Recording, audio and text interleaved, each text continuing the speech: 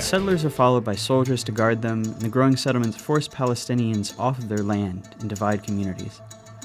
Short term, they make the occupation much more painful for Palestinians. Long term, by dividing up Palestinian land, they make it much more difficult for the Palestinians to ever have an independent state. Today, there are several 100,000 settlers in occupied territory, even though the international community considers them illegal.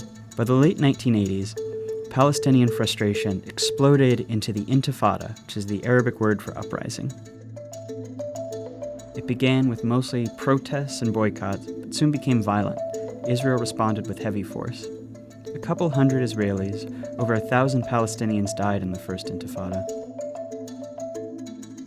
Around the same time, a group of Palestinians in Gaza, who considered the PLO too secular, too compromise-minded, created Hamas, a violent extremist group dedicated to Israel's destruction. By the early 1990s, it's clear that Israelis and Palestinians have to make peace. The leaders from both sides signed the Oslo Accords. This is meant to be the big first step toward Israel maybe someday withdrawing from the Palestinian territories and allowing an independent Palestine.